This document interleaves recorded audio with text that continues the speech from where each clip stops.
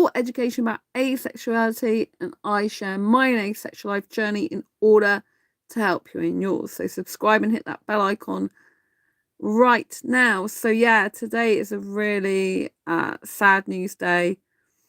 Several hours ago, I found out that one of my community members here, and someone I considered a friend, even though I only knew them online, who was asexual guy from America, he passed away, and I've been really upset about this because Richard Howard, otherwise known as Rich Howard, he was so supportive of me, of the work I do for asexuals, of this channel.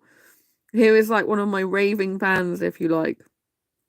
So I've been really upset when I found out the shocking news. I only found out several hours ago, and I've been quite upset, so I haven't been able to live stream before now. And one of my best friends spoke to me on the phone, which is really helpful.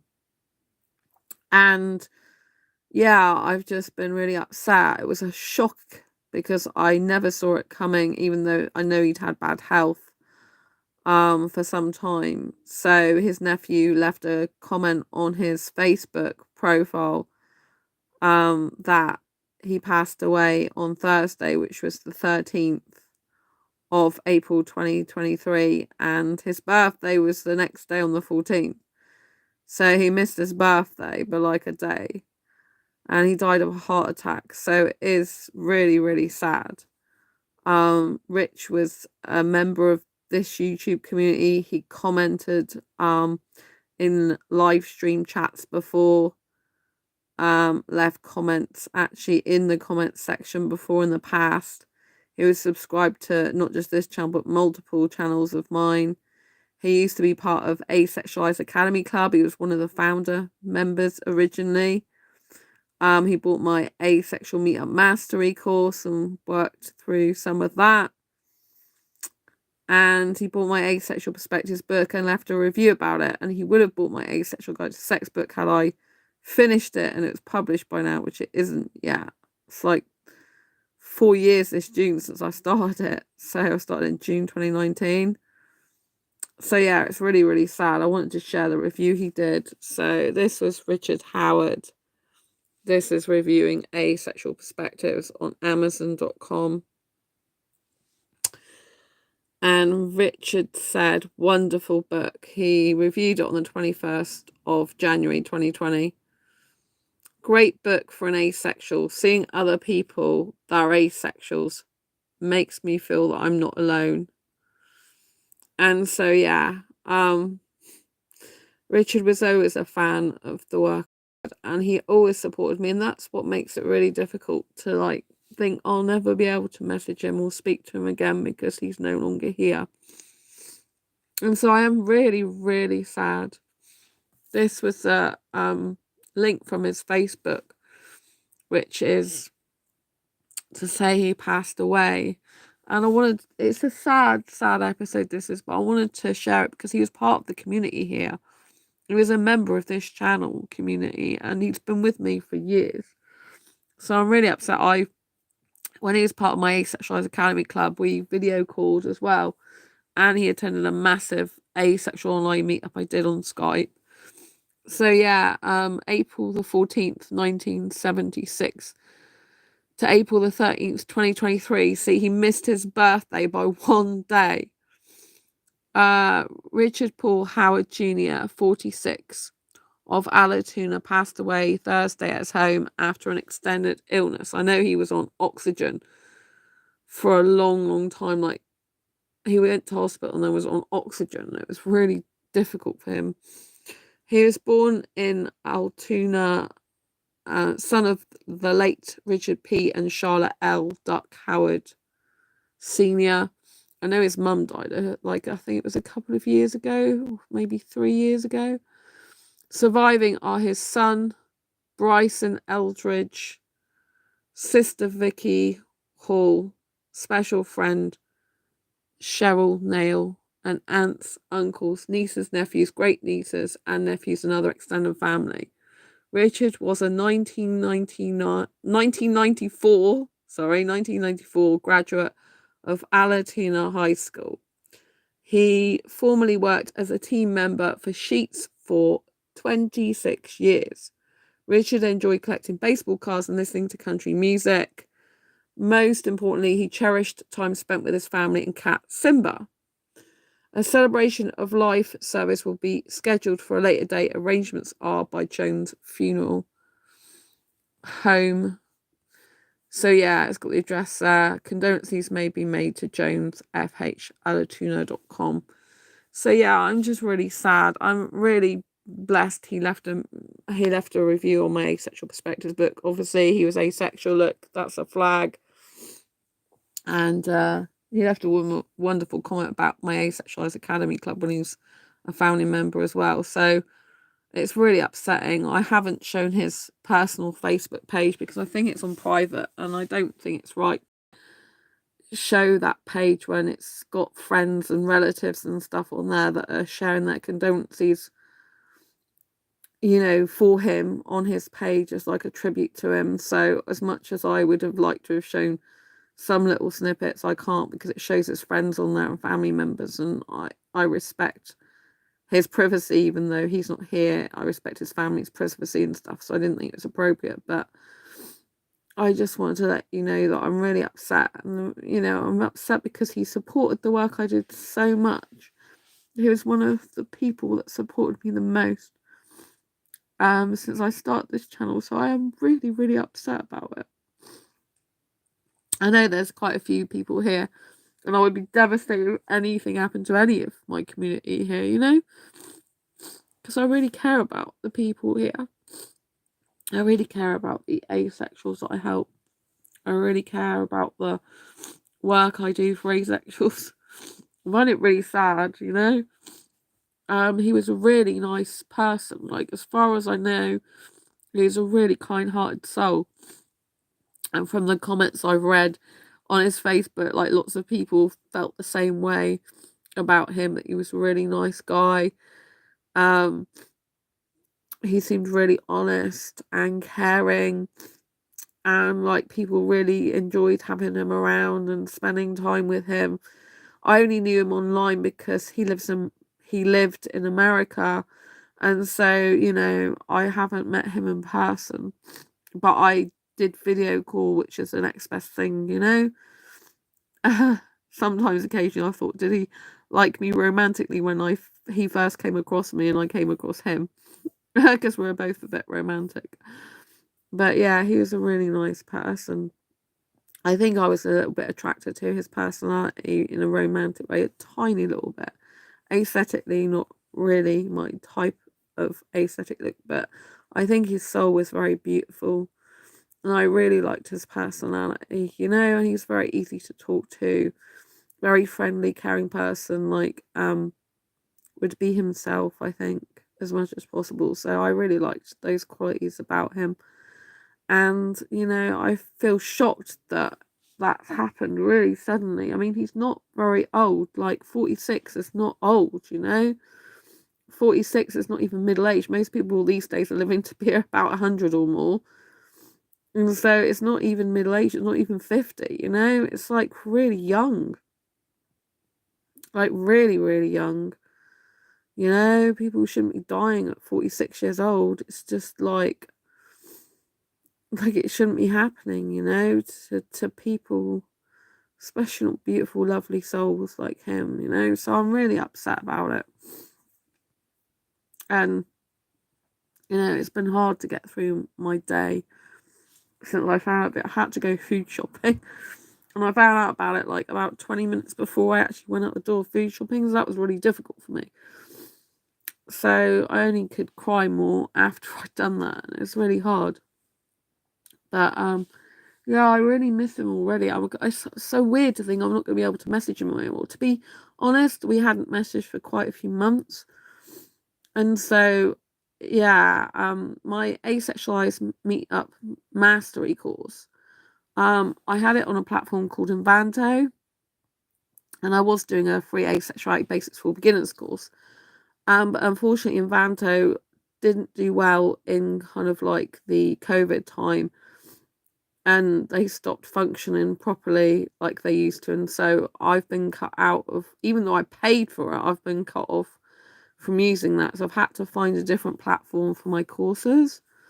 So I've gone to Thinkific, which I managed to get most of the content across before I actually left Invanto, but I haven't added the members yet. So I'm in the process of getting one of my best friends to help me with that, because it's spreadsheets. And Richard would have been like in the new platform because he bought my course from the old platform. And so like I was going to contact him soon to let him know that we'd swapped, which is to a much better platform. But yeah, sadly I can't do that anymore. So yeah, he'll be really missed. You know, I am really in shock because I've known him for such a long time online, you know? And it's really hard to get supportive people in this world, I think, sometimes. You know, this world can be quite difficult and harsh at times, and you can have a lot of negative people, naysayers, people writing horrible comments. Like, a lot of the comments that are not very nice, the majority of them I either block those people or delete the comments, or both usually, or some of them are just held in my spam because YouTube automatically spams them as inappropriate, so it filters them out for me. But to get someone who genuinely supports me, supports the work I do for Asexual, supports the channel, supports wants to be part of everything I do, like get the book, be part of, you know, my community here, he was originally in my academy club. That was not long before his mum died that he left because other things became a priority. He had to move first with his mum, and then she died not that long after that. So that was really sad for him. Very difficult, I think.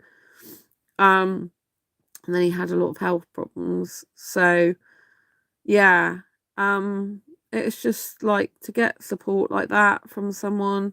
And I know there are some other members here like that as well. It's just incredible. So every time you support me, every time you click on a like, or you leave a comment, or you speak to me in chat, or you send me an email or send me a message, you know, and show your support, I want you to know I really, really appreciate and value it from the bottom of my heart, you know.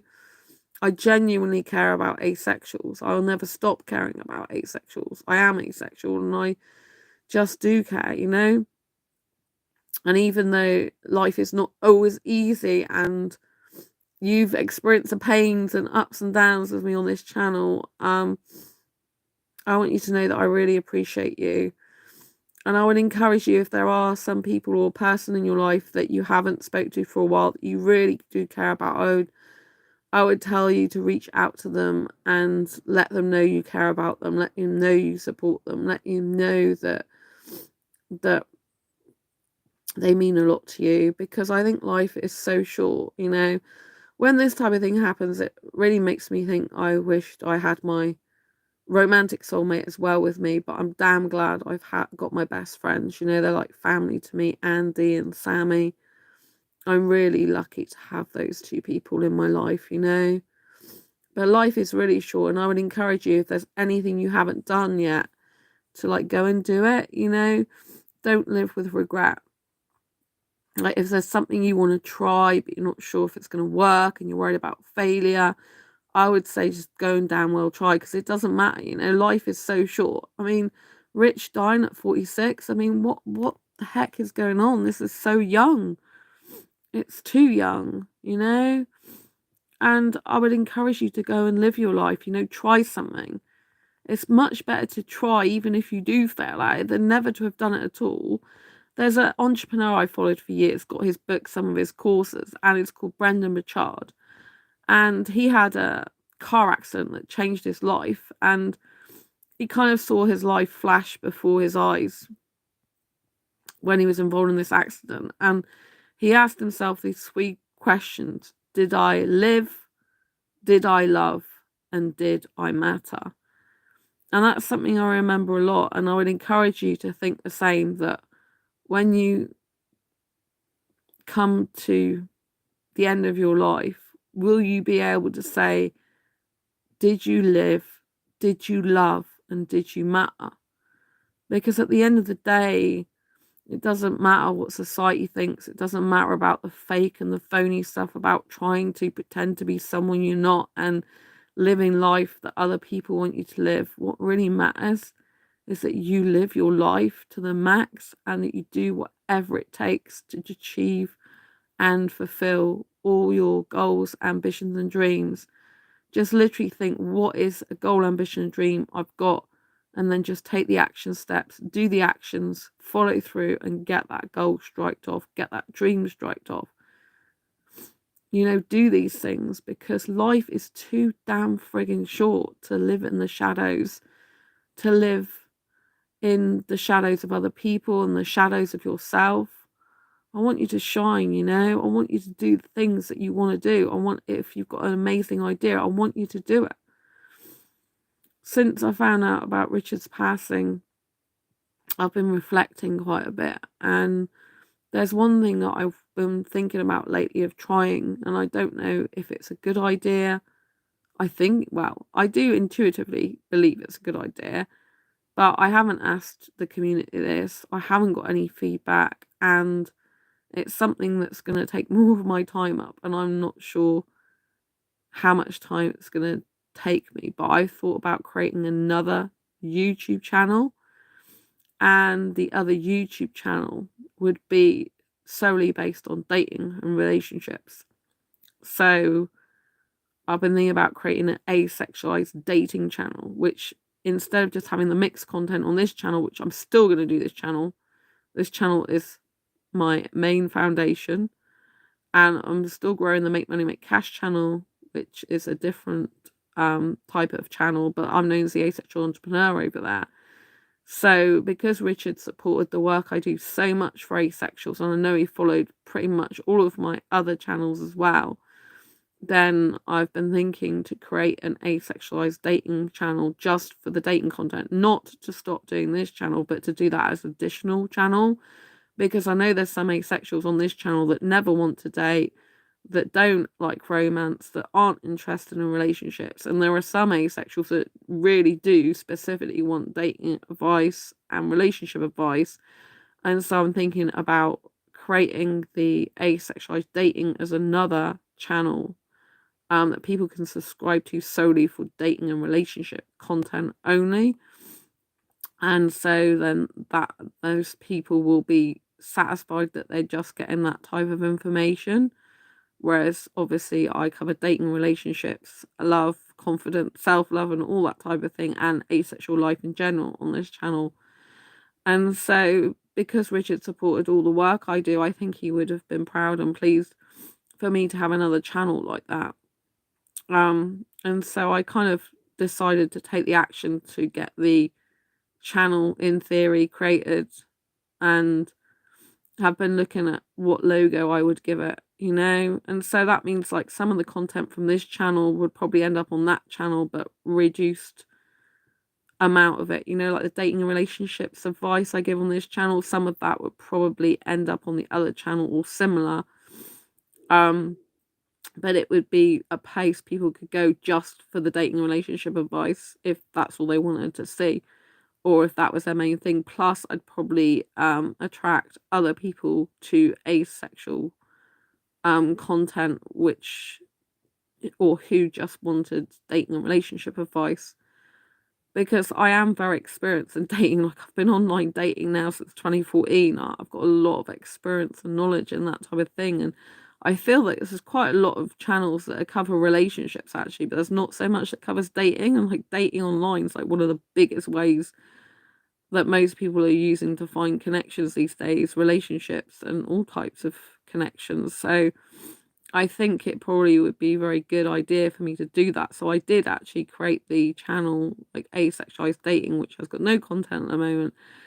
And I've currently been playing around or designing, if you like, potential logos for it. I might put some in the posts on this channel so that you can decide if you like it or not, the logo. But I just feel like I've been thinking about it for a while, creating an asexualized dating channel. I'd love to know what you think in the comments. Like, do you think that would be a good idea to have a separate channel for asexualized dating, which just covers specific dating and relationships, as well as having this channel. I still want to keep this channel because it's still doing really well, and you know, there's a lot of people that want to hear about different aspects of asexuality, not just dating and relationships. And some asexuals, like I said, they're not interested in dating relationships.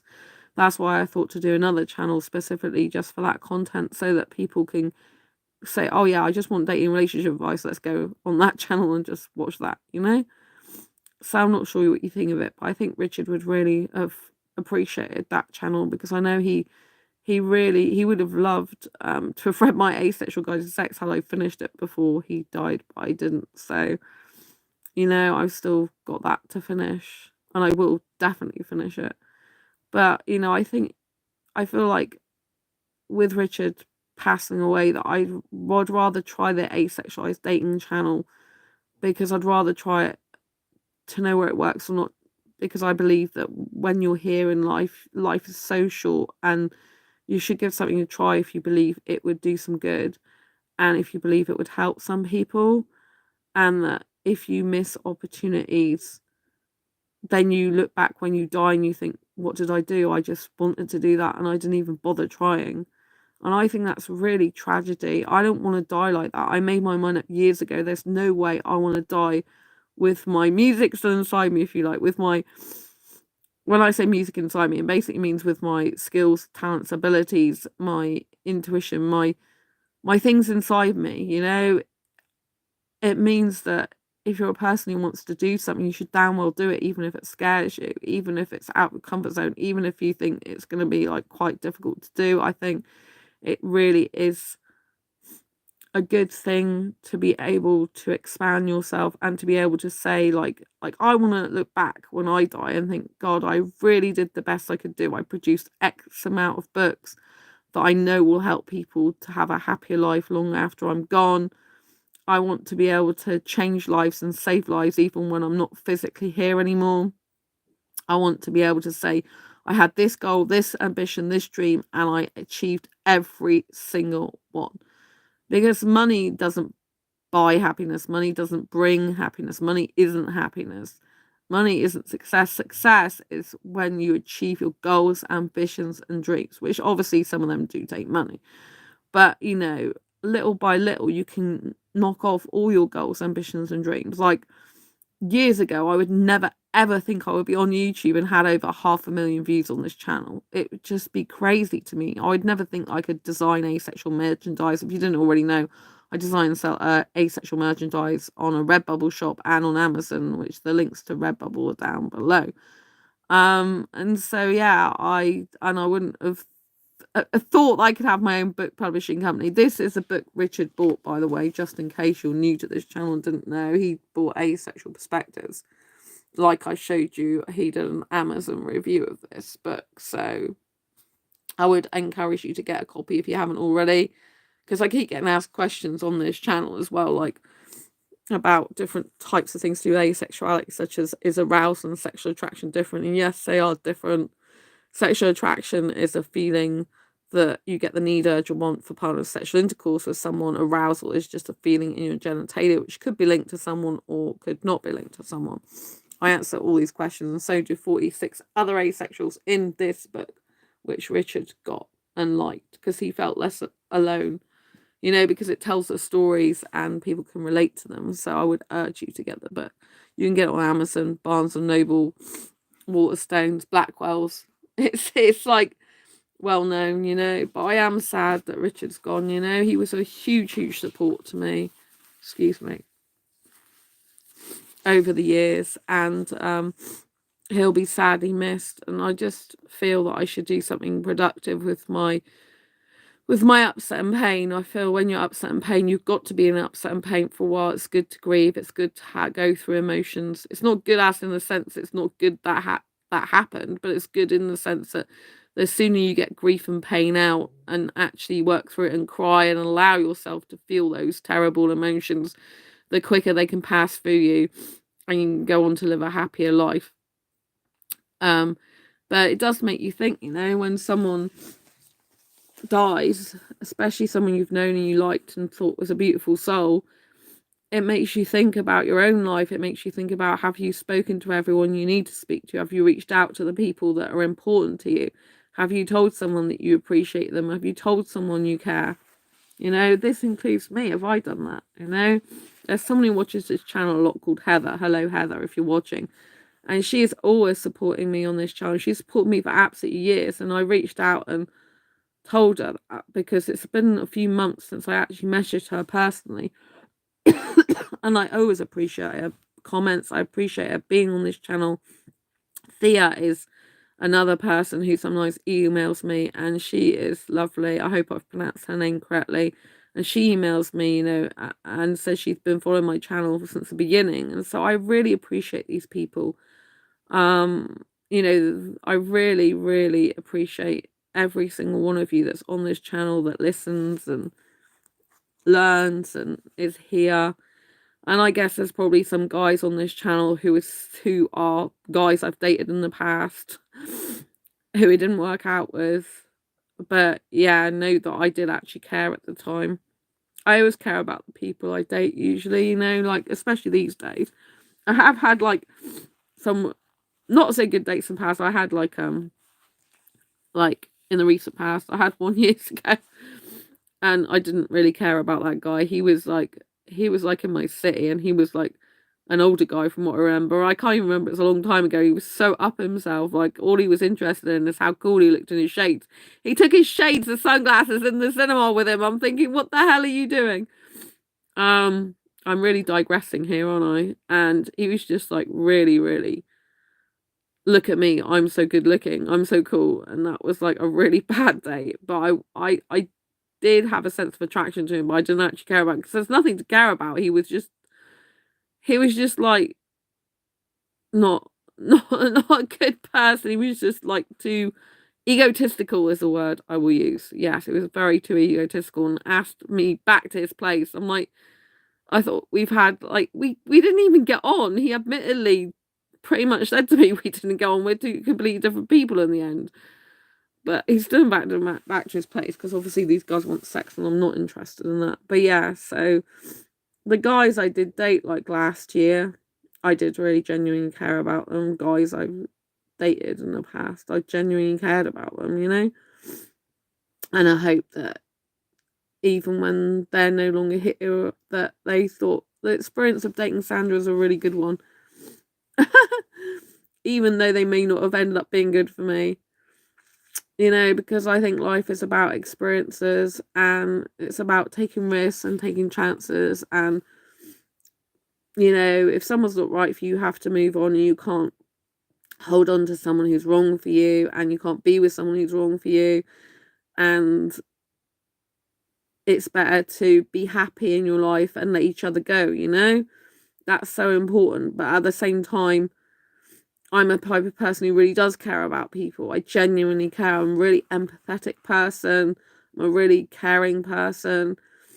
And I genuinely care about people and their well-being and their welfare and their heart. And I want everyone to be happy. I want everyone to find their true love, to find their soulmate, to be healthy, to be happy, to live the life of their dreams. I think that it's so important to just really focus on what you want in life. I wish more and more people would think about death, in the sense that I wish people would think, like, if I died tomorrow, what would I regret doing or not doing, you know? And what do I actually want to do? Like, I'm a very black and white person, and sometimes that's a really good way to be. I know there's some people, like therapists and stuff, are like, oh, black and white thinking is really bad. Actually, it can be really good, and I've pointed that out to past therapists I have, because black and white thinking, basically, it eliminates grey areas, and so it's a lot more easier to say it's either this or it's that. And if you have grey areas all the time, it can be really confusing. Your mind can go around in circles all the time,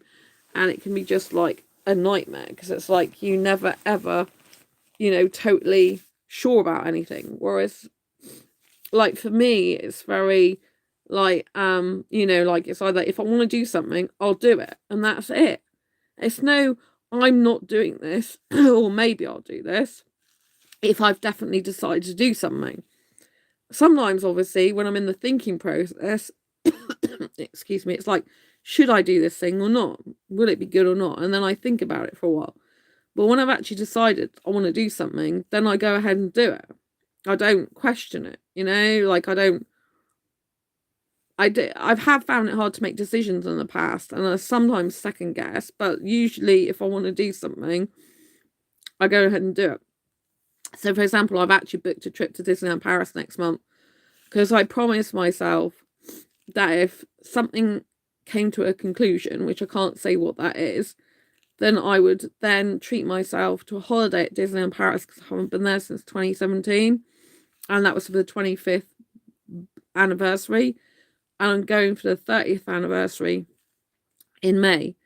And the reason I'm going in May is because they've got a new Marvel universe this year, and they've also got an Iron Man drone show.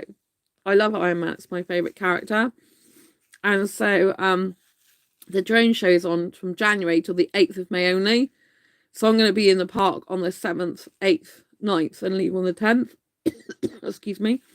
And so the 7th and hopefully the 8th. So hopefully I'll see the show 2 nights in a row. It's going to be amazing with laser lights. I'm like, you've got to go and you've got to go quickly. So I booked it and I'm going within 2 months. My chest is a little bit bad again. So yeah, I'm like, wow, you did it. And I'm like, I said I'd do it, so I'm going to do it, It's like this channel I decided to do, so I did it.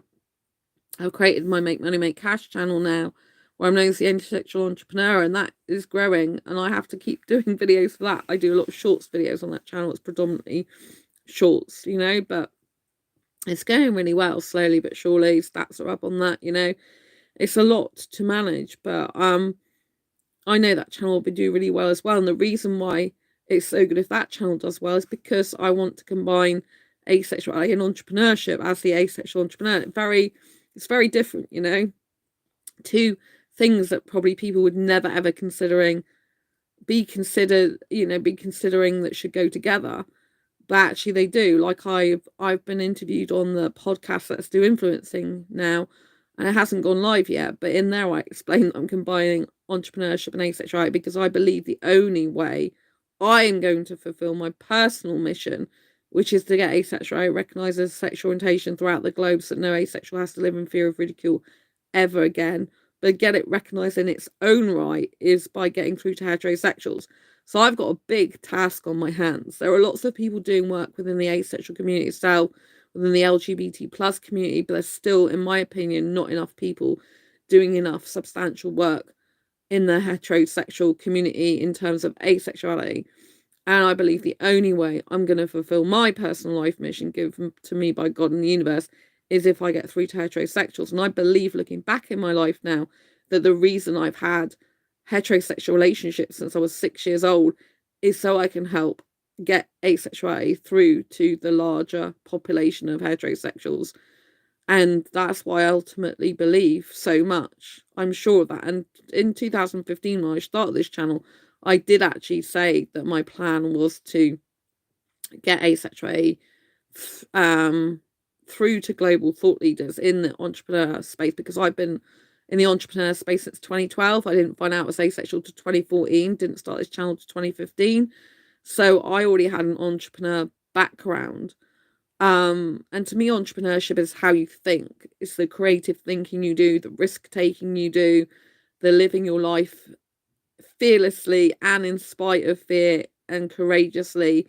It's about having ideas and bringing them to fruition, even though you don't know if they're going to fail or win. It's about bringing stuff to life that other people would never even dream would be possible and making things happen. To me, that's entrepreneurship. Some people are like, oh, well, you can only be an entrepreneur when you hit X amount of money in your bank. I don't believe that.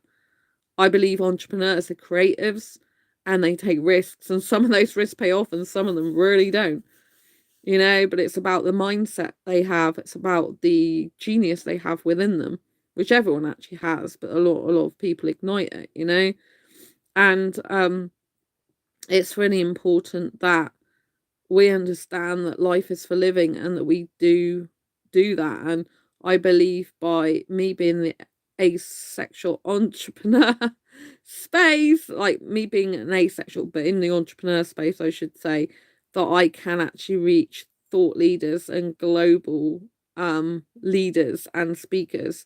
And so I can get asexuality through to the big masses. That's what needs to happen. I've always known that. And the more that I can reach heterosexuals with the message of asexuality, the better.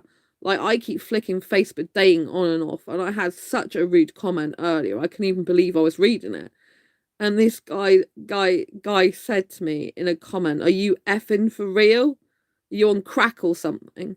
Something like that. He asked me if I was on crack. It's like, you know, what is this? Are you on crack? It's like really rude. You know, it's like, why bother messaging me that? If you're not interested in me, just move on, because my profile says I'm asexual, not interested in sex, not interested in marriage, not interested in kids, like to live separately, don't like sex, any type of sex, you know. It's like, how much more can I make it clear on there, you know? And so sometimes I flick it on, sometimes I flick it off. I had it flicked off before I found out about Rich passing, and I decided I'd just flick it back on to see who's around. But yeah, Facebook dating's very sexual hookup, kissing hookup vibe now for me most of the time, and I don't like that.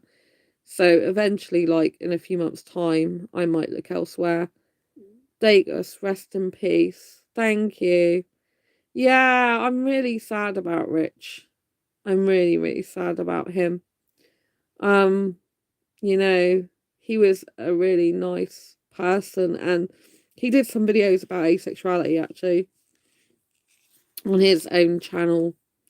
He actually created some asexual videos at one point, but people weren't very nice, I don't think, about them, so he took them down.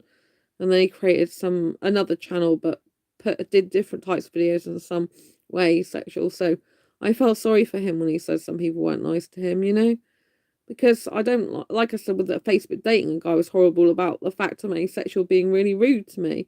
There's no need to speak to someone like that. If someone doesn't agree or like the fact that someone's asexual, they shouldn't be like, you know, they shouldn't be leaving comments. There's no need to comment. Just move on with your life, you know. But yeah, it's really sad that Rich is gone. He'll be really missed, you know, when you've had someone who supported you for years and, you know, been a key part of this channel. I, you know, feel a deep sense of loss, even though I didn't meet him in person, you know, only online meetups. And so I feel privileged and honoured that I met him in, you know, online meetups. I do feel really good about that, you know, because that's more than some people got to do, you know. But I'm so shocked and sad he's gone, because I was like, I can't speak to him anymore, I can't message him anymore, I won't hear from him again ever on this channel, you know. It's a big thing, you know, a big, big thing. And that's why I want to encourage you all to go and live your dreams, you know. I want to encourage you to go out there and be brave. I want you to honestly think, like, I got this thing years ago, like, where someone said to me, just imagine you're on your deathbed now, and imagine looking back in your life, can you truly say that you've done everything you want to do in your life, that you've achieved everything you want to, that every goal, ambition and dream you've done? Or are you just going to look back on your deathbed that, oh, I lived this life because my friends said to do this, my family said to do that, and I was worried about what people thought, and now I realised that people that, you know, were telling me what to do didn't really matter. They didn't really care about me, because they're not even here when I'm dying, and I could have done so much more with my life if I didn't listen to other people's views, if I didn't, you know, listen to what other people said. If I did my own thing, lived my own life, I could have achieved all my dreams, but I didn't, because I lived for them. I didn't live for me, and I don't want that for you. Now, I do live for me. I do not live for anyone else. I will not do things just because someone tells me to do them, and I equally won't not do things because someone doesn't believe it's not right for me. You know, it's not right for me to do them. Terrible news. I'm so sorry. Thank you so much for I can't say your name. Bless your heart. You've got a lovely name. So for Kovna, is that how you pronounce your name? Yeah, I really appreciate your wishes. Thank you so much. too right. Got to live life to the fullest. Dagos. Thank you. Yeah. I think it's really important to live your life to the max. I mean, I obviously do dating and I get hurt and heartbroken. I do. But I'm still glad that I have to go, you know. I'm still glad that I gave guys a chance, even if they broke my heart, because I'd rather be on my deathbed thinking, hey, I had some experiences. I tried to find the right guy for me. I really cared about the guys I had dates with. And it did mean something to me than just never ever trying that, you know, just never ever putting myself out there. Because, you know, I just think it's better to have tried to find true love than just given up. If you give up on something, you never ever achieve it. I still do believe my soulmate's out there, my real, genuine, asexual, Indian, romantic soulmate somewhere. I hope I find him in this lifetime, would be nice. But in the meantime, even if I stay single forever, I still live life to the max on my own terms, and you know, it's good.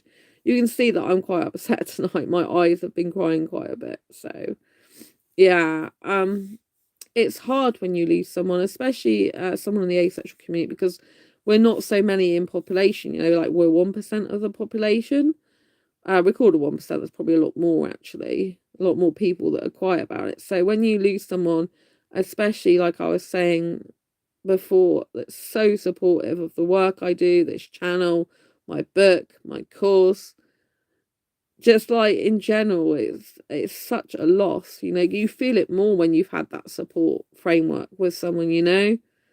Like, you know, the people that I've had support from, like, felt extra support, or I know they've supported me. It's been, you know, it's very difficult. I know there's lots of other people that support me on this channel. There's a lot of silent people as well on this channel, I'm sure, that watch me and do thumbs up these videos. So I do appreciate each and every one of you. I want you to know that I don't feel good if I um don't talk in this channel. I feel like I have to speak to you because I feel I need that connection with my community.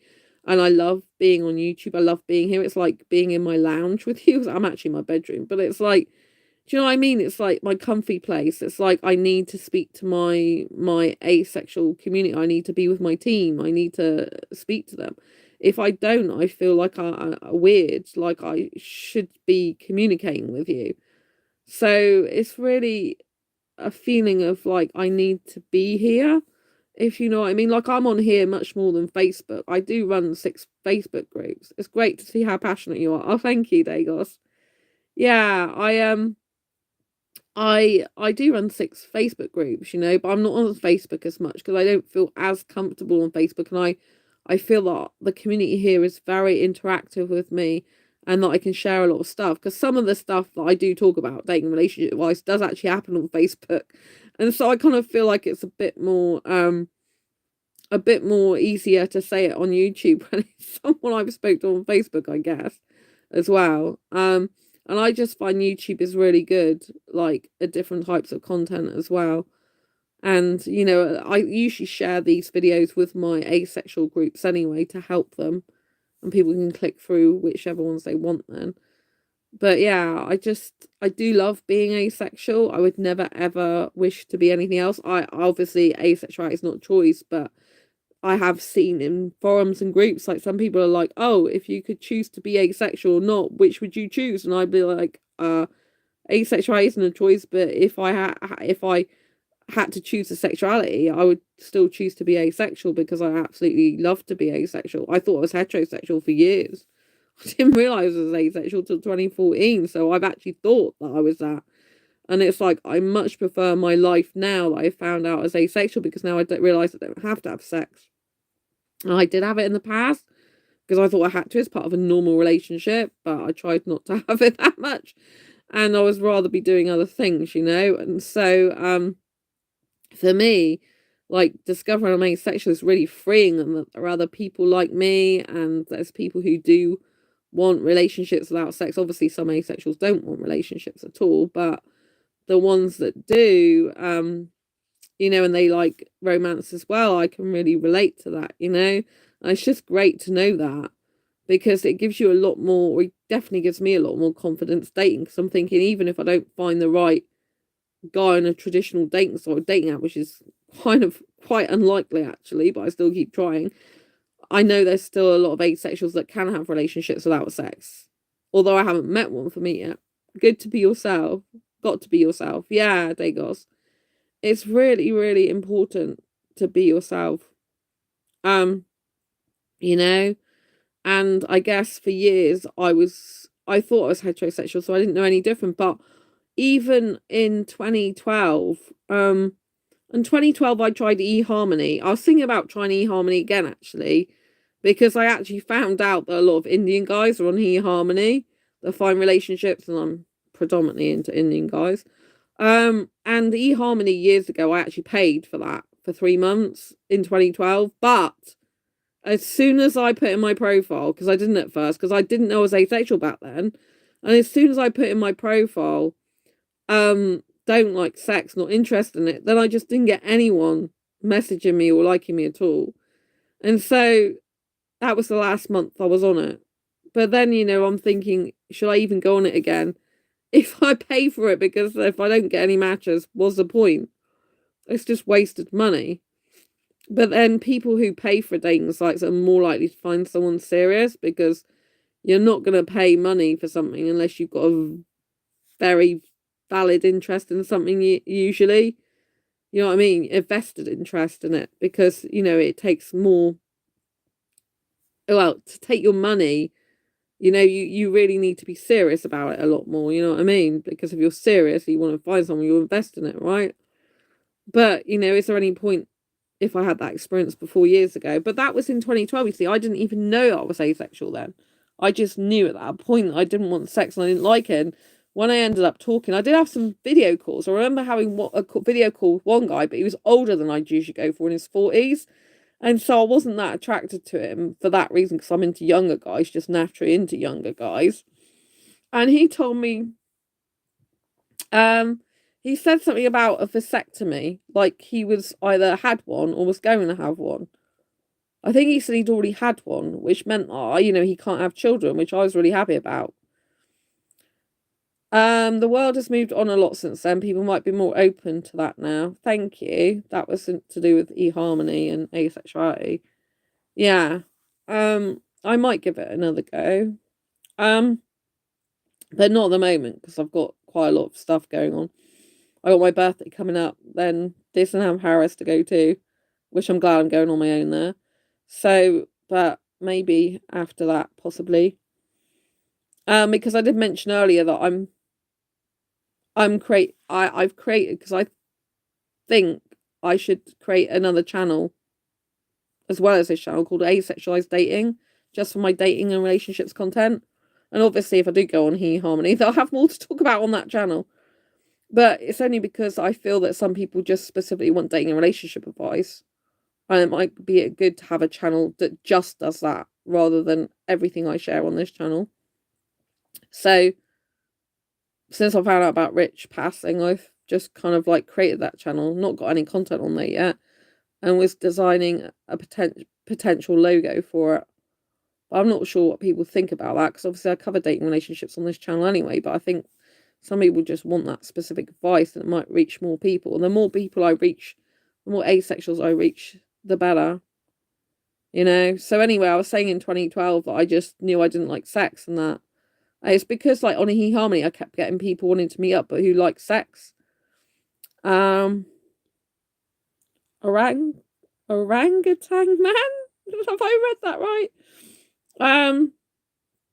So yeah, I think that it's important to follow your dreams, follow your heart, and do what feels right and good to you. And if you test something out, it doesn't work, it doesn't matter in the end, does it? At least you tried it. And so, yeah, in 2012, when I tried the eHarmony, that was the first dating site I'd ever paid to be on. And at that time, yeah, I just kept getting people who were interested in sex, and I just really wasn't, so I had to spell it out to them. But judging by Facebook dating, most people don't understand why I'm on a dating app if I'm asexual. It's because you don't have to have sex in order to have a happy, healthy, committed relationship.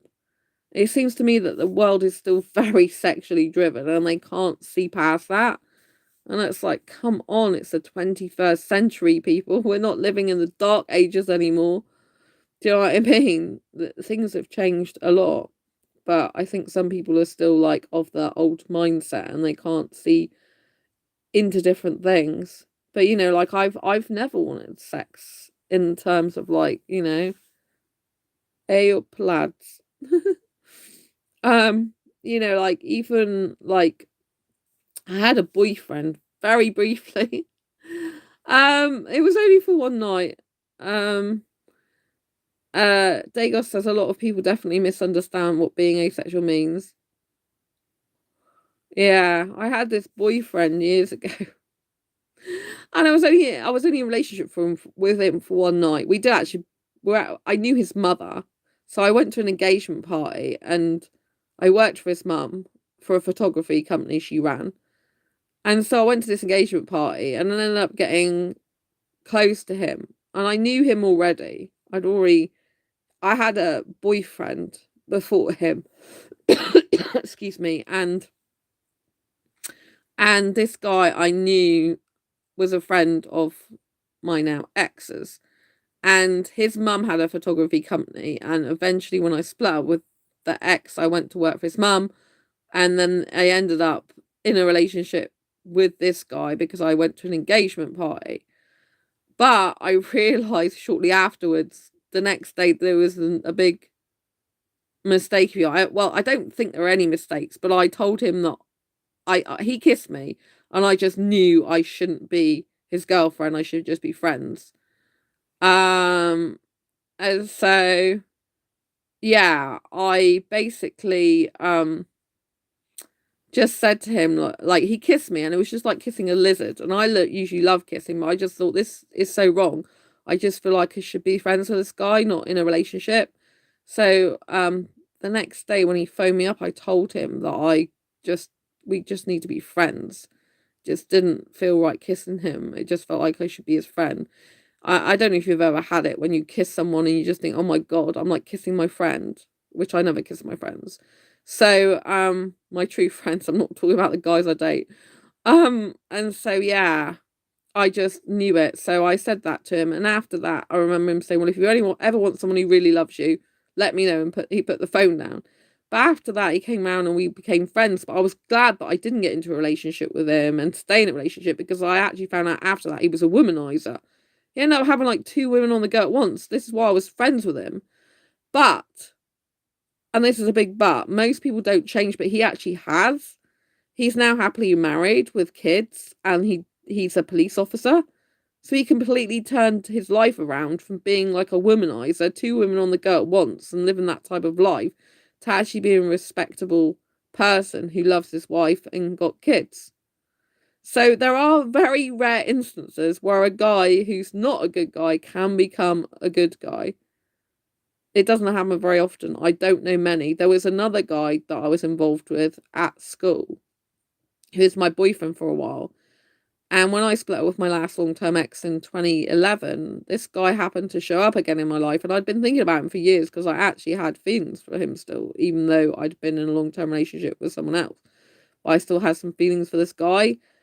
And then when I actually met him again, I found out he was a womanizer, a really bad womanizer. He'd gone from not being like that to being like that because his dad was like that, and I never thought he'd turn out like that, but he was really bad.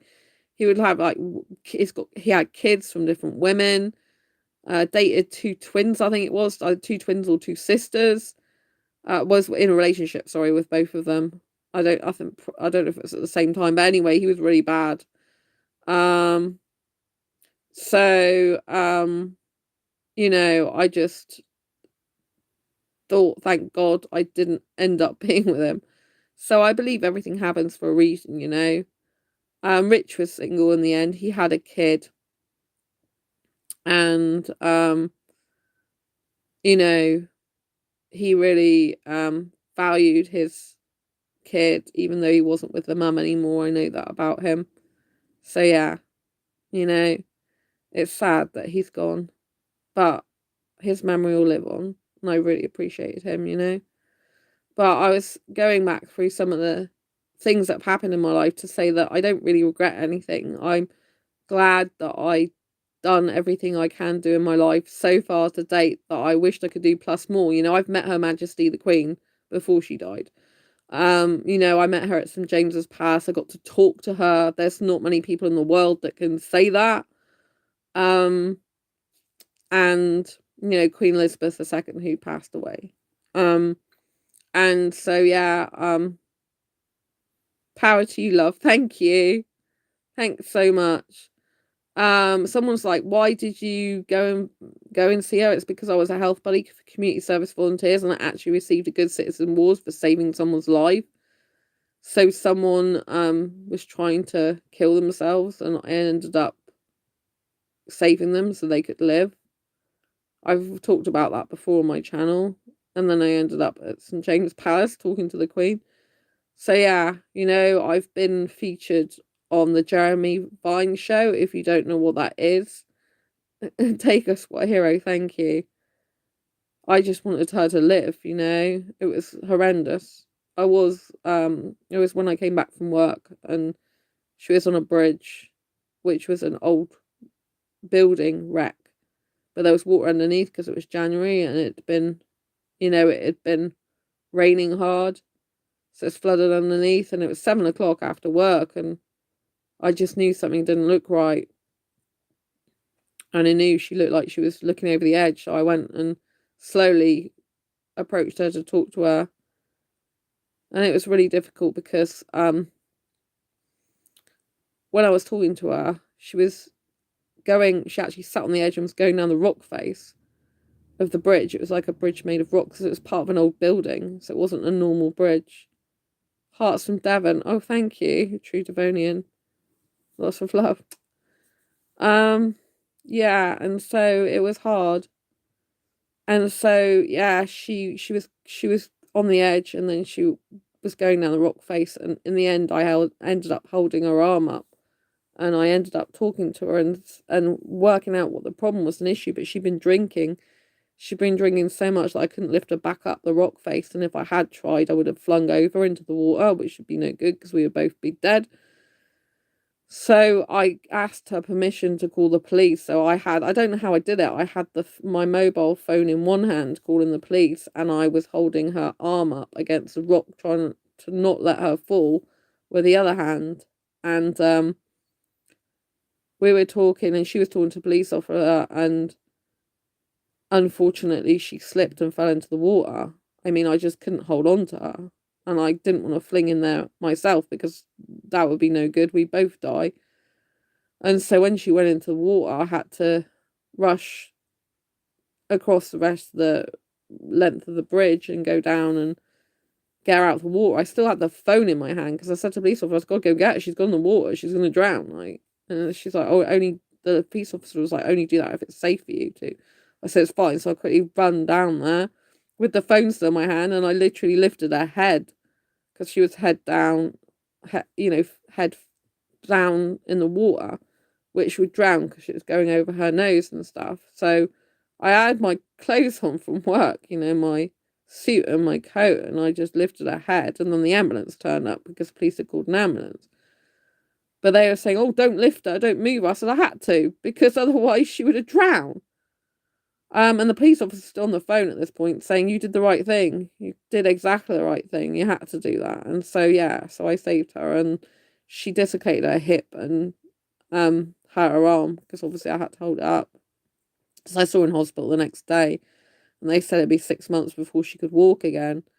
And actually, this was in the January 2013, and by April 2013, she could actually walk again with a stick, and I saw her in a cafe. And so, yeah, so I always think if something happened to me tomorrow, if I wasn't here anymore, then I'd still have helped someone to live, so I still saved a life, so my life's been worth living. Need more people like you in the world. Thank you. I really appreciate that. Yeah, so yeah, that's how I saved her. It was quite a traumatic experience, but I had to do it, I was so happy I saved her. What does my ideal partner look like? Someone asked me in chat. My ideal partner looks like that Indian guy, short dark hair, clean shaven, into IT, can build websites. I prefer thin guys, but it's not essential. Like skinny guys. I'm not into big muscles. And macho men. I don't mind if they have some feminine traits. Like, prioritizes me in a relationship, wants a serious relationship, doesn't need sex, doesn't need marriage, doesn't need kids, happy to live near me but separately from me. And someone who's kind, caring, respectful, honest to a fault. Like, they couldn't possibly lie about any single little thing. And who doesn't need to be told what to do by his family or his parents all the time. Yeah. And someone who really cherishes me, adores me, loves spending time with me. What about age? I like guys in their 20s, early to mid 20s the most, because I like younger guys. So 21 to 25, up to a maximum of 28 usually. That's getting a bit older for me. That's ideal. Like, yeah, 23 probably to 25 is ideal, because 21 still doesn't really, they don't really know what they want so much. They're probably a little bit older, like 23 to 25. But in his 20s, if he looks younger, then, it could, even if it's older, then it could be okay.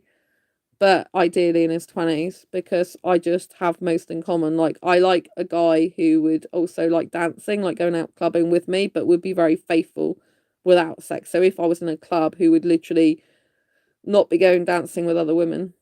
All right, you just described me, but without the Indian. How's it going?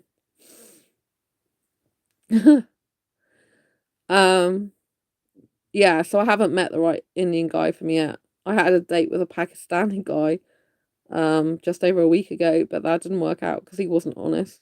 And I'm not interested in guys who aren't honest. And the fact I'm asexual did bother him in the end. He said he was fine about me being asexual, and then he wasn't, because he didn't want his family to know that he was with an asexual person, or to be seen on social media with me. Oh yes, must be seen on social media with me. Like, must want to be seen on social media with me. Like, be on in photographs together, occasionally be on this channel. Oh God, I dropped my phone. Occasionally be on this channel with me. I'm gonna put it here so I don't have to hold it anymore. Yeah, occasionally be on this channel with me. Would be cool, I'm gonna move you on my laptop near me. But I like an honest, kind, caring guy. A guy who likes to spend quality time with me, who likes a lot of communication and messaging. That to me is very, very important. Like someone who is really super into me in a healthy way. I don't like guys who are possessive and controlling. But I like guys who are into me in a healthy way, a guy who's into me in a healthy way. And I don't like a guy to ever cheat emotionally or physically. Like, I had one Indian guy talking to me recently. I feel the same way about Indian women. They're gorgeous. Oh, yeah, they're really gorgeous. Yeah, I mean, I'm not into women, but I have in. It's like, I do appreciate Indian women, but I'm not into Indian women. But because I like Indian guys, I tend to be around quite a lot of Indian women.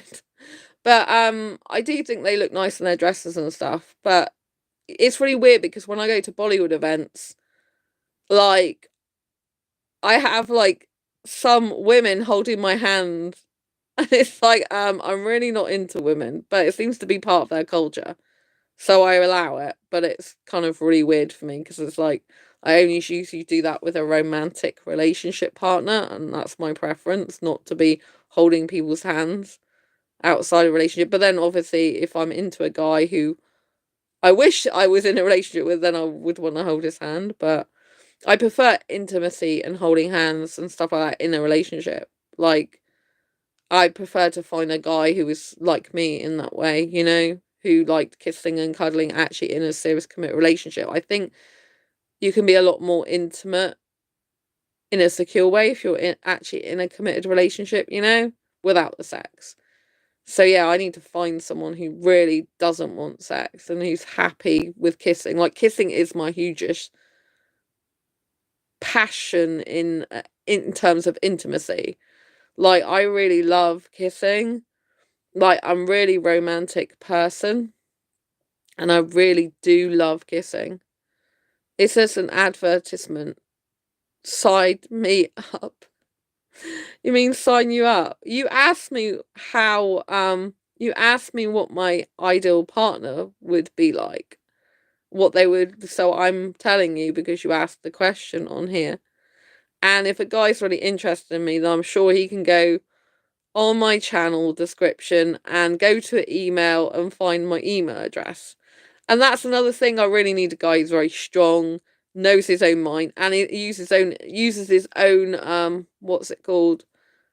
Uses his own intuition, and he knows what to do without me telling him. Like, if I liked a girl, if I liked a guy, I only like guys, but say I was someone who was interested in me, I'd automatically think, how can I connect with Sandra? Oh, right, she's on social media, so let me go and find her social media and I'll contact her through there. I wouldn't have to have someone telling me what to do. And so I need a guy who's very individualist, who's very strong, who knows his own mind, who knows what to do without me telling him. I hate to, it's like, I'm not someone's mother. They should know what to do themselves. They should take the initiative, is the word, initiative. Like, I've had so many guys saying to me, like, stuff. I'm like, well, just use your initiative. I blocked some guys who weren't suitable for me, and they're like, oh, so how do I get hold of you again? It's like, well, one, I don't want you to contact me unless you actually changed for the better, which is highly unlikely, and you made actually significant proper change.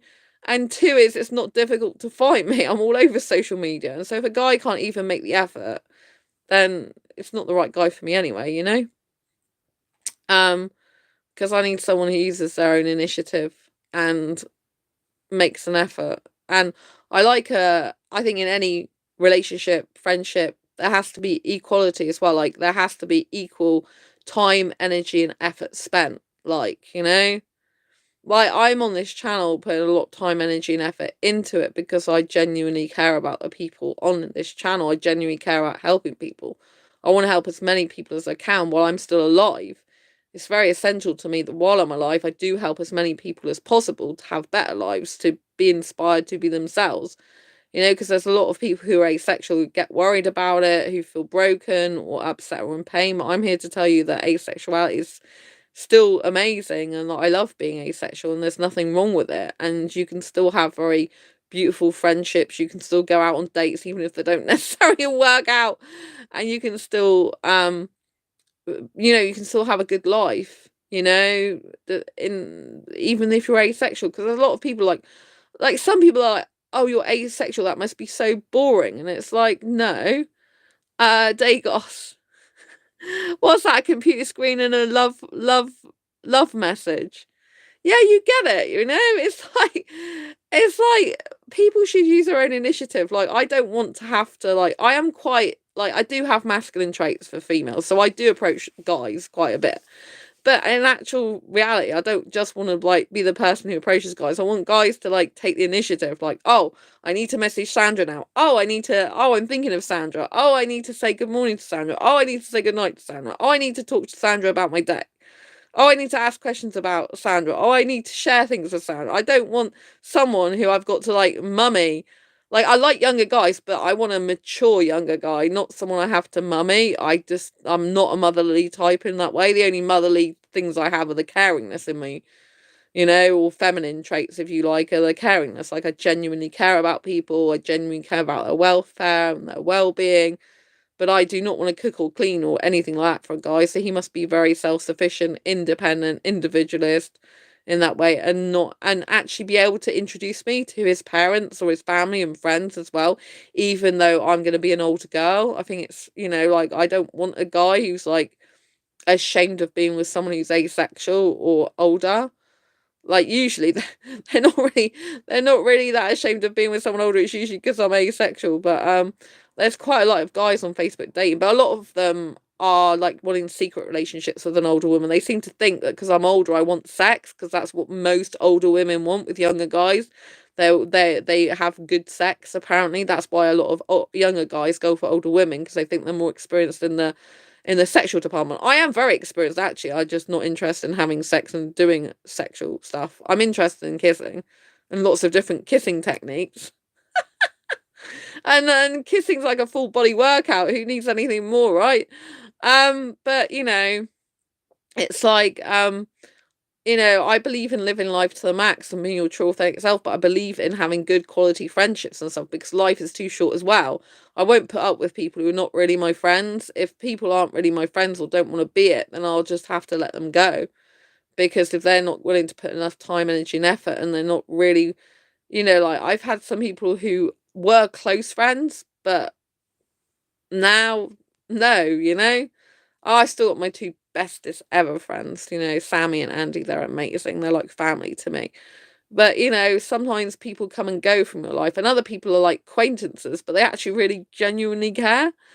So yeah, it's life is a very big kind of puzzle, and it's a very big playground, if you like. You like put on this planet to play and to like try things out in life, and kind of we're all like pawn pieces in this big world, and it's better if we can make our own path and kick butt in a good way.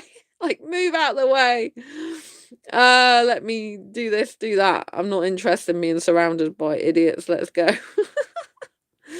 But in other words, live your dream and don't care what others think, and be your true authentic self, and just really, really come into your own.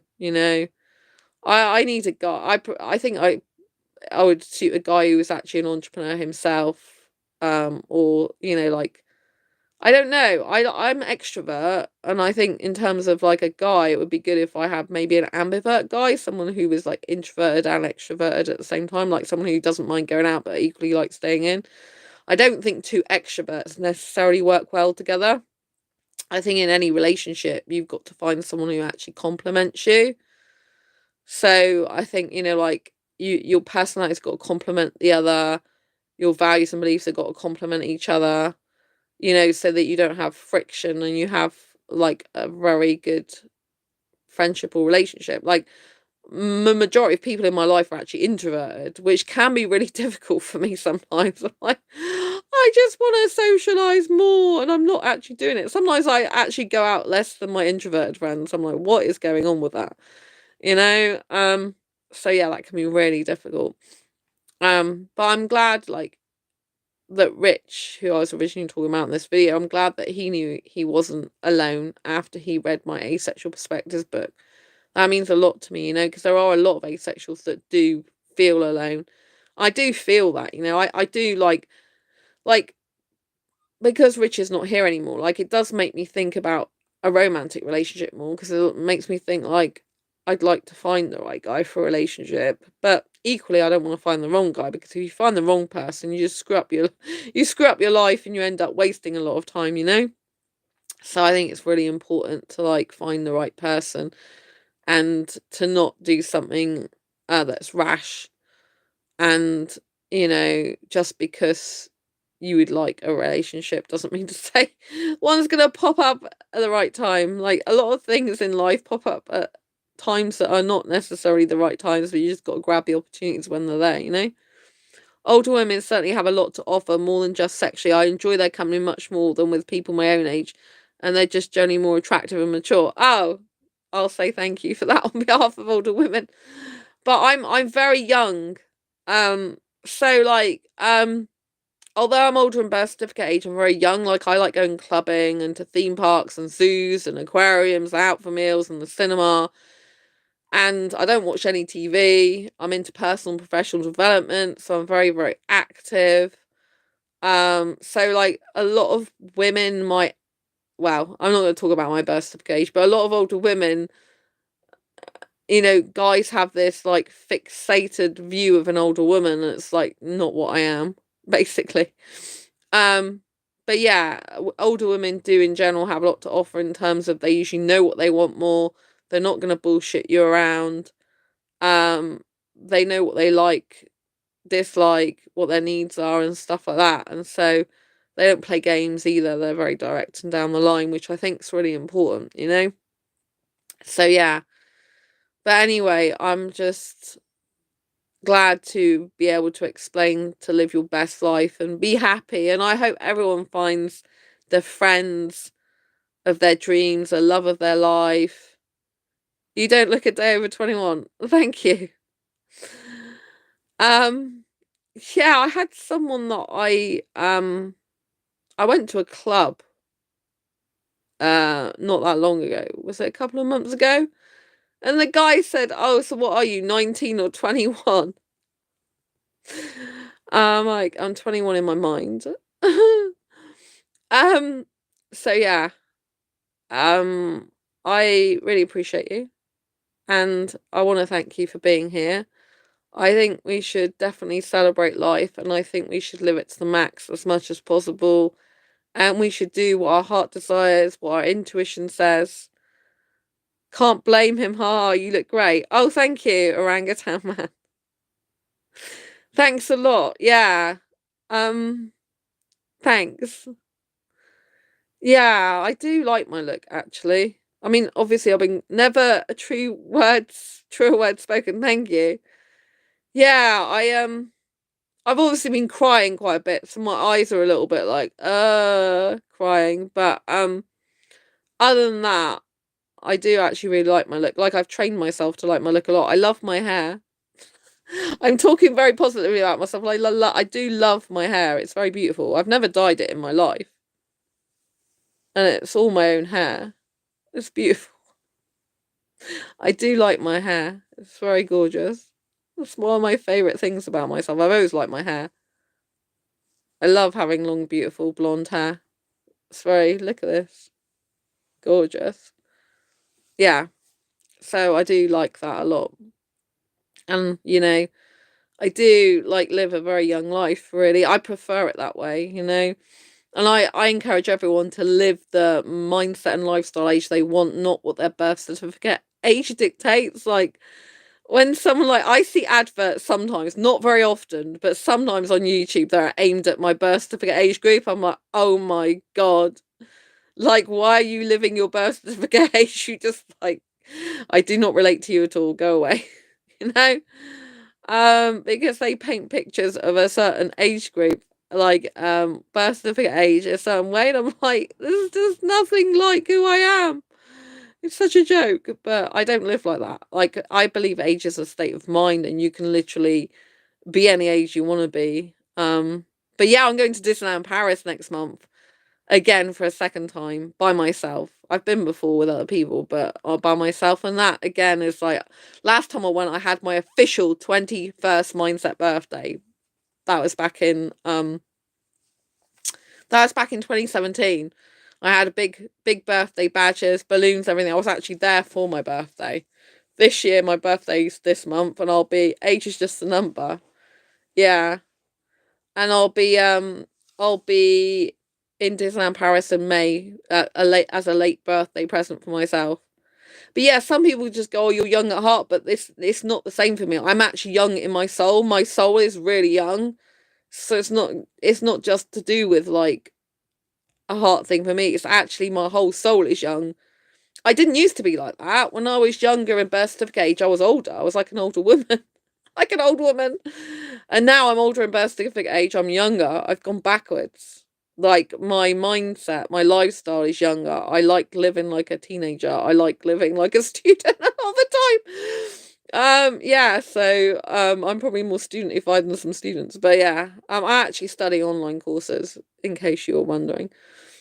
But yeah, I just do love being young, and I think life is so short not to be the age you wish to be.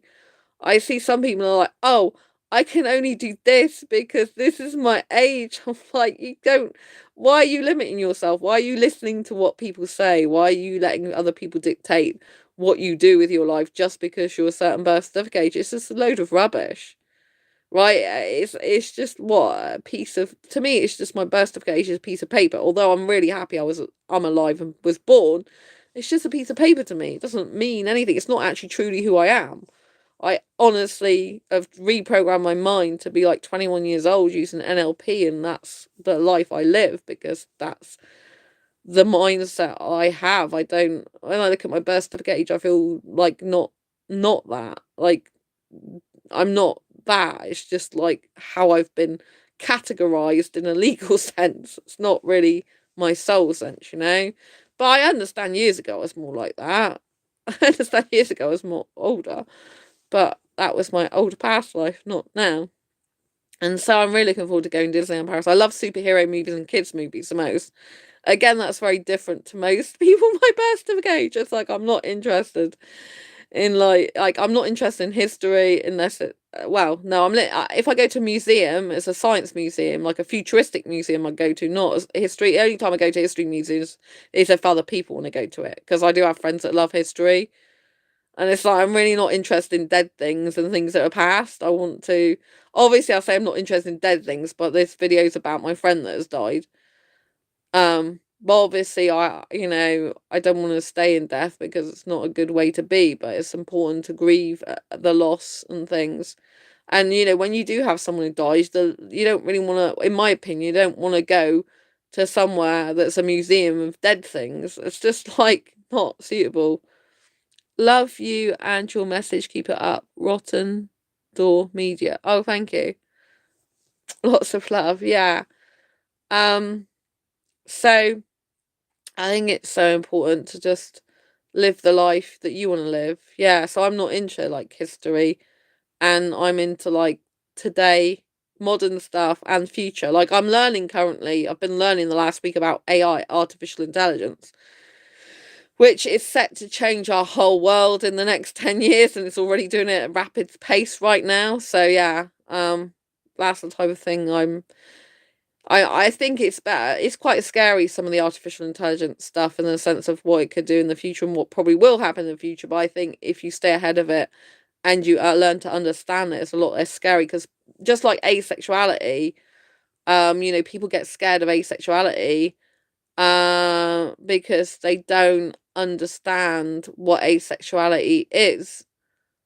And so you know, people get afraid and scared of what they don't understand. And if you take steps to understand something, it's less scary. So that's why, obviously, I talk about asexuality in this channel, because the more people understand it, the more people can know it's a normal part of life for some people, and some people are naturally and normally asexual. Then,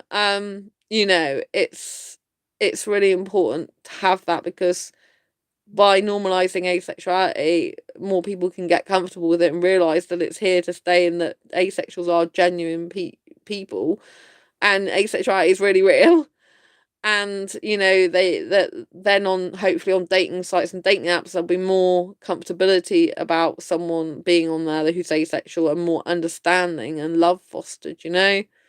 And so I think with artificial intelligence, there's a lot of scary stuff going to happen in the future probably with it. But I think if you actually embrace learning about it, it's better to learn about it and try and understand it and how to work with it than being scared of it. I take that view, because at some point I thought, well, should I even bother with this? Because you're kind of like encouraging it, but at the end of the day, it's going to happen whether I like it or not. So I think it's better to be at the forefront of it and try and understand it than just let it happen to you. I've always been the belief, several years now, that it's better to make change happen for you rather than it happening to you. It's better to understand the world and understand the changes in advance.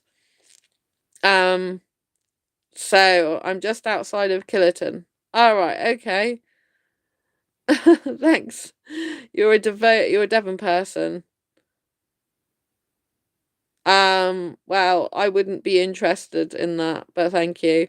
I live in a rented flat, and I love it's rented, so yeah, I don't get involved in anything like that. The decor is done by the landlord. So yeah, I do love being asexual, and I do, wish that everyone who's got time left in their life to live their dreams and do what makes them happy and be the age that they want to be and live the life that they want to lead, you know? It's very important. And just have experiences that make you happy, you know? Like, I just go for what I want, you know? I see something, and even if it takes me years, I will still achieve it. Which I know some people don't do that. They, like, stop when they think, oh my God, it's taking too long. But I'm very patient like that. So with the Asexual Guide to Sex book, for example, that I've been working on for nearly 4 years now, I know I'm going to be finishing that. I'm on the final draft stage of editing. So editing the final draft now. But it does take time, you know, it all takes time. So yeah. And you know, it's just something that I think you should go for in your life, you know, your goals, ambitions, and dreams, and just be you know, and be happy. Anyway, I want to say goodbye to Rich because that's what this channel is all about. Yeah, Dagos, why would we want rotten doors? No one wants rotten doors. There's someone in my channel talking about rotten doors. Why would anyone want rotten doors? I think it's a bit of a strange one, but there we go. So yeah, I just want to, you know, say thanks to Rich, who's now passed away, for being here in this community. If he can hear me in heaven, thank you for being here, and thank you for all the support you've given me and the people on this channel over the years. Thank you for the videos you did about asexuality. Thanks for when you're, you know, part of my Asexualise Academy Club. Thanks for being part of my Asexual Meetup Mastery Club. Thanks for getting asexual perspectives and leaving an awesome review about it. Thank you for being you know. Yeah, Dagos, rest in peace. You know, it's it is really sad, but I really want to say thanks to him. He was some people have said, like, where did he live? He was American. He lived in the USA. I read the piece out of the online article about his death and tribute to him earlier. So yeah, and I think he'll be sadly, and know he'll be sadly missed by a lot of people and his friends. And yeah, I'm really happy that he was proud to be asexual as well. I think it's important to be proud to be asexual, to be proud of who you are, to be proud to be different, to, you know, live your true, authentic asexual life, and to just be you know, because life is damn short. We don't know what's going to happen tomorrow. It was a shock that he died suddenly. I never thought that would happen, or certainly not at 46 years old, which is damn young, you know. And so you never know what's going to happen tomorrow. So I would urge you to, like, make sure you list all your goals, ambitions, and dreams out, and then literally take action to get every single one of them and actually do it. Don't just talk about it and say, oh, I'm going to do this action. Go and actually do it. Make your dreams come true. Live them. And so that when you do die, you look back on your deathbed and you're like, my God, I achieved every single thing I wanted to achieve. I feel so fulfilled. I feel so happy that I lived my life to the max, that I did everything I possibly could to be happy and to live my dreams and to help others, you know.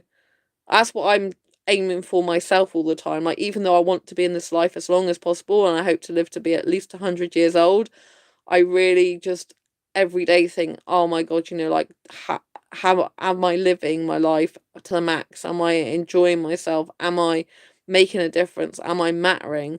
Am I doing everything I can possibly do to get everything done while I'm still alive? Because I've got a lot of books I want to write, you know. So my Asexual Perspectives, that's the first book for asexuals. Asexual Guide to Sex is my second book, which obviously is quite niche because some asexuals do want to try sex, do want to give it a go. Other people just want to read about what it's like for asexuals to have sex, which that covers in the book as well, with asexual sex stories being part of it. And then I've got 2 other books that I already know definite I want to do for asexuals. And then there's some other possible books for asexuals. And then I also want to do dating and relationships books and books to do with entrepreneurship. I have lots of books I want to do. But this year, actually, I am making my dreams come true before I totally go from this channel, because obviously I've said thanks to Rich now, and that was going to go soon. I think it's important to note that this year I am ticking a lot of stuff off my bucket list. Bucket list is basically a list you make of things you want to do before you die, and so I'm doing a lot of stuff. You know, I'm basically I'm going to be, well, I'm looking forward to a lot of stuff. So basically I've been on the Let's Do Influencing podcast. I've been recorded for that, but that's not live yet. That's in the 1.5% of Apple podcast shows. So that's really good. It's an entrepreneur show, but I'm talking about asexuality on there. It's a friggin' amazing show, a very good episode, because it's been recorded already, but they haven't edited it yet to put it live. And then I'm finishing a chapter in a Blue Talks book with Ken Honda. Ken Honda is from Mind Valley. If you don't know who Ken Honda is, go and look Ken Honda up. Mind Valley. Mind Valley is an online educational academy that sells personal and professional development courses, very high quality. And so I'm going to be a book with Ken Honda for Blue Talks. I'm writing a chapter. It's got to be finished by the end of this month. So I'm currently working on finishing that. Then in June, I'm going to be actually interviewed by Blue Talks. In August, I'm going to be a host for Blue Talks for 3 hours. Co-host, I should say, not the main host, but a joint co-host. And then in October, I'm going to be a speaker at Oxford University in the UK, which is like the top university. Oxford and Cambridge are the top 2 universities, but Oxford just slightly pips it usually. And yeah, I'm going to be speaking in October there, public speaking. And that, all these are dreams come true for me. Like, I've done the podcast already, Let's Do Influencing one. The next dream I'm working on is a chapter for the Blue Talks book. I've still got to finish my Asexual Guide to Sex. So I've still got to do that this year, which I will finish that this year. I keep saying that. I've said it for a long time, but I am on the final stages there, but I just have to actually finish the editing section, but there's quite a lot of editing to do. There's a lot of pages, so it's taking me longer than I wished it to be, but I know that it'll be amazing when it comes out. And so I got a lot going on this year, and plus I'm doing 3 speaker program trainings online, plus I've been learning about artificial intelligence as well, which I didn't expect to do, but I've thrown that into the mix. So I'm just doing so much stuff. And it's just ticking off loads of bucket list stuff, loads of things that I want to do, and so I'm really pleased with this year. And obviously I'm going to Disneyland Paris soon as well next month, which is a dream come true, because I wanted to go back there for so long. And I'm seeing my best asexual friend for my actual birthday. We've got 3 days of birthday fun planned, theme park, zoo and aquarium, 3 days in a row, and I cannot wait. And so I really feel blessed to be living the best asexual life I can live. I feel blessed to be achieving my dreams. I feel blessed to be living. I think we've got to be very grateful and thankful we're still alive when other people haven't got their lives anymore. And I think that's why it's essential to live life to the absolute max, and to just live your best life, be your best self, and live your purpose every single day. Anyway, I'm going to love you and leave you for now. Kiss to Rich, who's up there in heaven now. Lots of love to you all, and I'll see you soon on the next video live stream. And take care. Yes, don't forget to subscribe and hit the bell icon so you never miss an episode. And bye to Orangutan Man and Dagos. Thank you, Dagos, for always being here. Appreciate you.